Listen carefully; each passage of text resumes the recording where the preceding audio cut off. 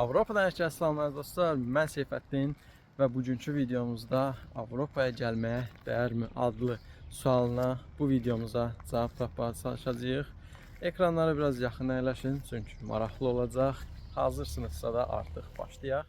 İlk növbədə öz təcrübələrimdən danışmaq istəyirəm və bir mövzuda ortaq məxrəcə gələk ki, Avropa sizlər üçün belə qırmızı xalça açıb hava limanında sizə gözləmir ki, Azərbaycandan dahi bir şəxsiyyət gəlir bizim ölkəmizə. Bu heç vaxt olmayacaq. Biraz lağlağa qoyub danışıram, amma bu bir reallıqdır. Düzdür, mən yalnız Polşada olmuşam. Digər heç bir Avropa ölkəsində hələ ki olmamışam. Qismət olmayıb. Olsa gedəcəyik. Nəinki Polşa, digər yəni Avropa ölkələrində bu keçərlidir. Onunla yanaşı onu deyim ki, əgər siz bura gəlsəz, yəni bir mənalı formada onu bilin ki, siz təksiniz. Qurtardı getdi. Yəni sizin nə köməyiniz olacaq, nə dəstəyiniz olacaq, nə də yıxıldığınız zaman sizə kimsə əl uzadacaq ki, qalx.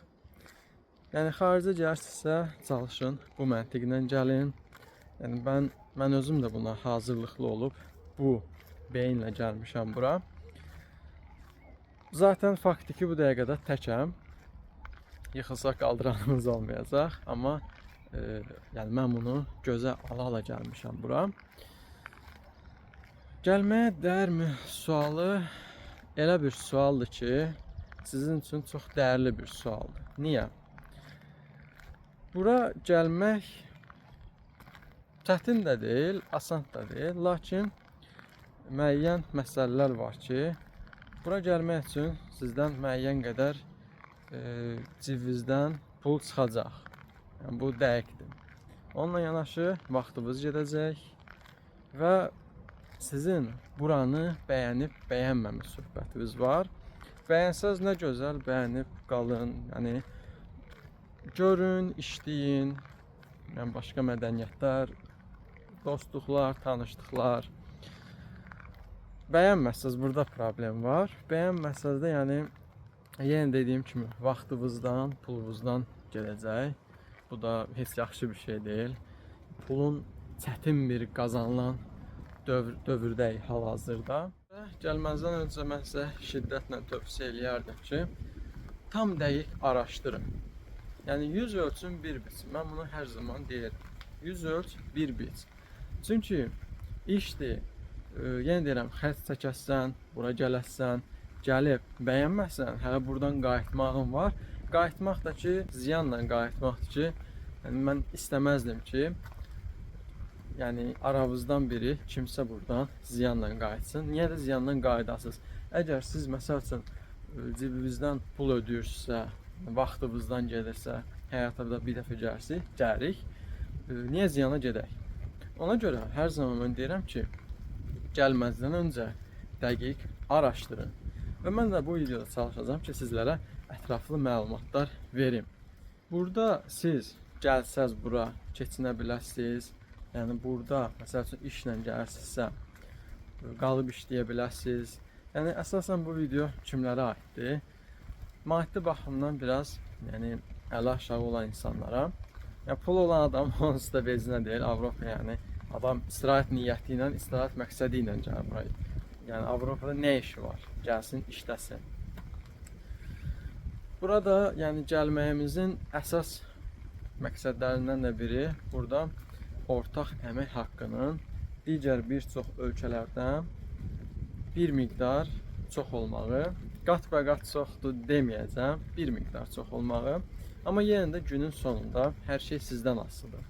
Yəni əgər məsəl üçün ayınıza 2000-3000 euro qazanıb bir o qədər də xərcləsəz, əldə olunsa heç nə qalmayacaq. Yəni biraz burada da çalışmaq lazımdır ki, ekonomik şəkildə dolanasınız. Maaşlar yaxşıdır, amma buradakı həyat standartları da bir qədər yüksəkdir. Yeri gəlsin, ev kirayalarıdır, ondan sonra ərzaqlardır, kommunal ödənişlərdir. Maşın alıb sürməkdir, benzinidir, dizelidir, ustasıdır, həkimidir. Yəni bir çox sahədə bahaçılıqdır. Vergilər də var, onu demədim. Vergi də burada çoxdur. Məsəl üçün mən Azərbaycanda 400-500 manata işlədiyim dövrlərdə vergi ödəyirdim. Təxmini 600, 700, 800 manat belə.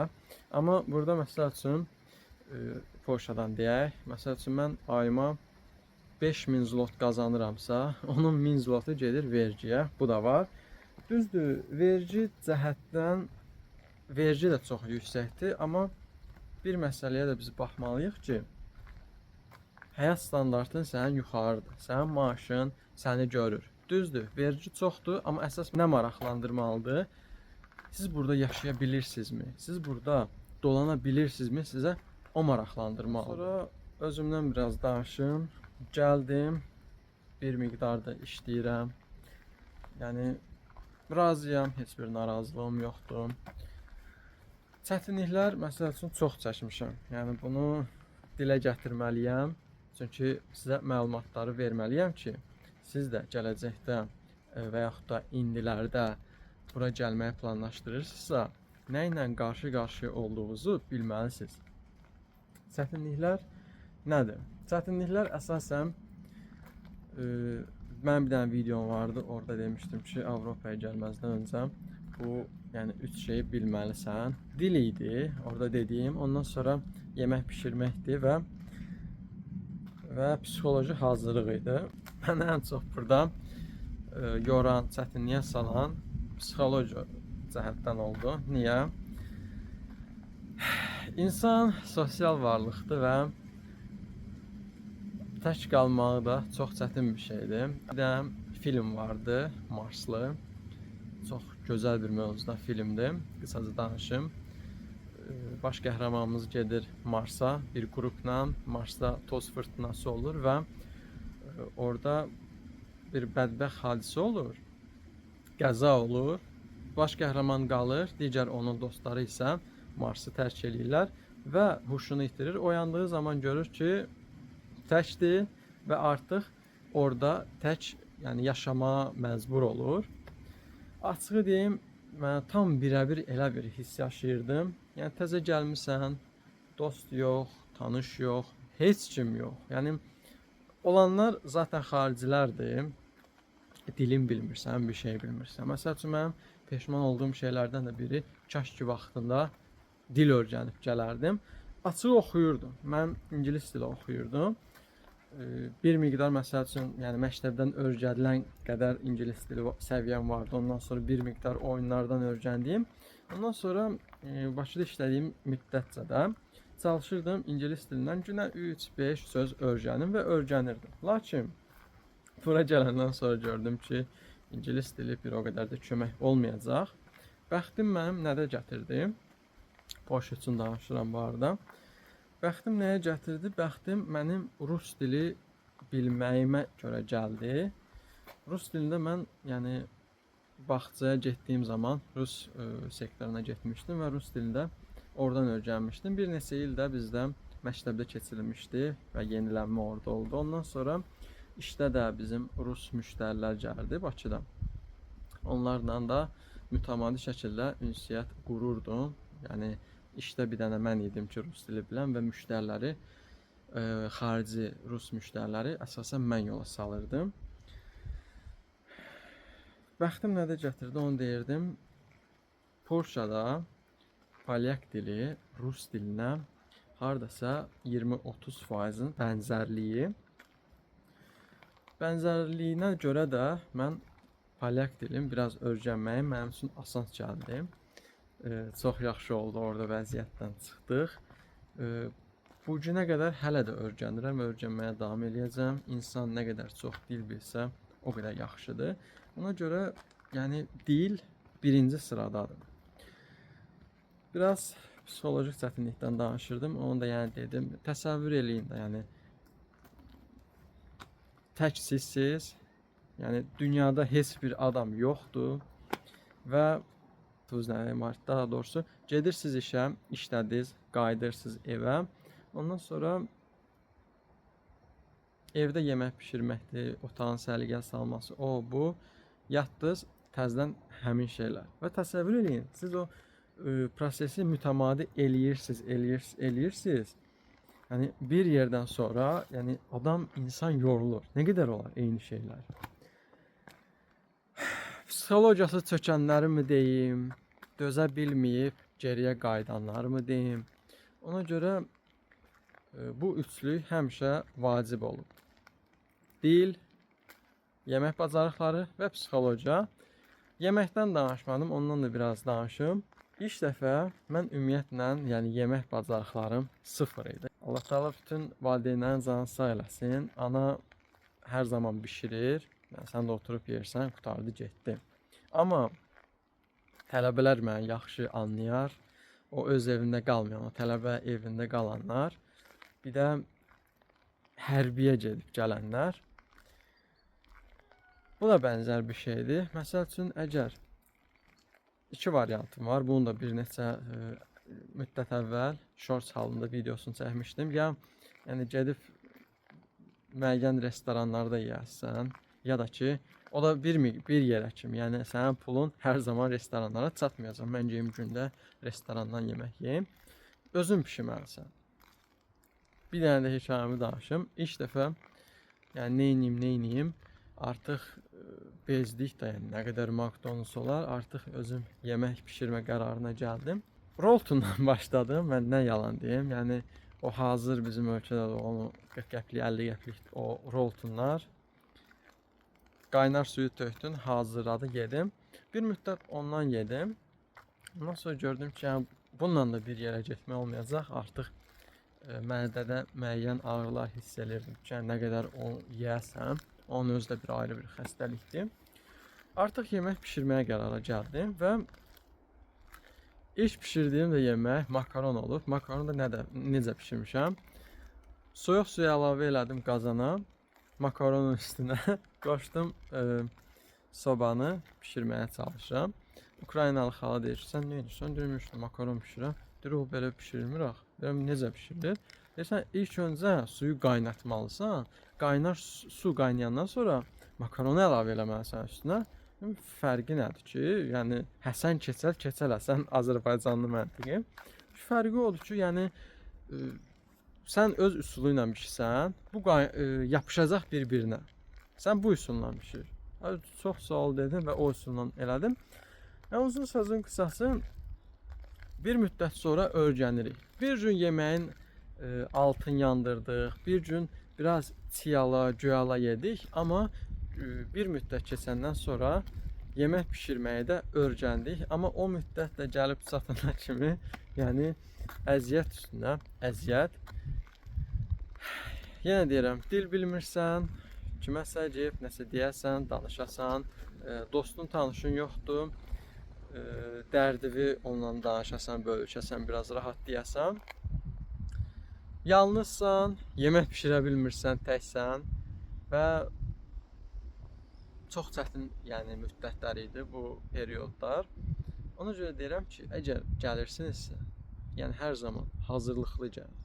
Bu dediyim əsas da bu 3 maddə çox, yəni üzərində dəfələrlə çalışın. Bunları mən hər zaman demişəm, yəni yeri gəldi digər qısa videolarda. Bunlardan yanaşı mən sizə məsləhət kimi nə deyə bilərəm? Yəni bura gəlmək istəyən yoldaşlar üçün səbəbləriniz olsun.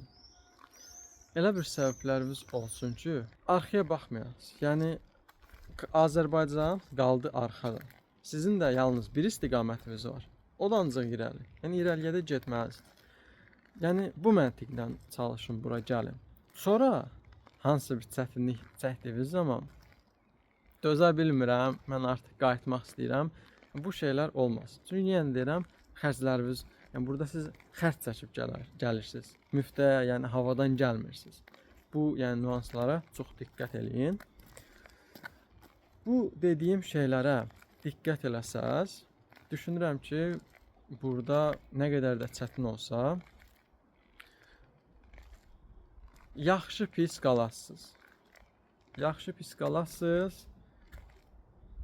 Sadəcə möhkəm olmaq lazımdır. Yəni insanıq. Müəyyən müddətlərdə çətinlik çəkə bilərik. Sıxıntılarımız olur. başa düşürəm. Amma yəni dözməliyik. Əsasən də yəni kişilər üçün deyirəm. Kişi isə dözməliyik. Necə ki, məsəl üçün hərbi xidmətdə dözmüşüksə və yaxud da həyatın digər çətin mərhələlərində dözmüşük və bu günlərə kimi gəlib çıxmışıqsa, bundan sonra da dözməliyik və irəli doğru getməliyik. Həyat güllük gülistanlıq deyil, təəssüf ki. Həyat bir mübarizədir. Bir gün rahat olur, bir gün çətin olur, bir gün maraqlı olur, bir gün kədərli olur. Lakin həyat geci-tezi, yəni gecə və gündüz kimidir. Bir-birini əvəz eləyir. Əgər bu gün çətindirsə, yəni çətinlik çəkirsinizsə, sizin üçün ağırdırsa, sabah yaxşı ola bilər. Amma təkcə də bu məqamlarda ehtimallara bel bağlamayaq. Özümüz də bu məsələdə diqqət eləyək. Belə, ümidvaram ki, bu video ilə də kimlərəsə məsləhət verə bildim. Əgər kiminsə Avropaya gəlməkdə bir xəyalı varsa, ümidvaram ki, bir həm məsləhət formasında, həm motivasiya formasında ümid edirəm ki, fikrimi də tam formada izah eləyə bildim. Möhkəm olun. Hər şey yaxşı olacaq. Sadəcə irəliyə doğru davam eləmək lazımdır. Başqa da heç nə. Bu videomuzdan da bu qədər. Özünüzə muayət. Ən qısa zamanda görüşərik. Hələlik.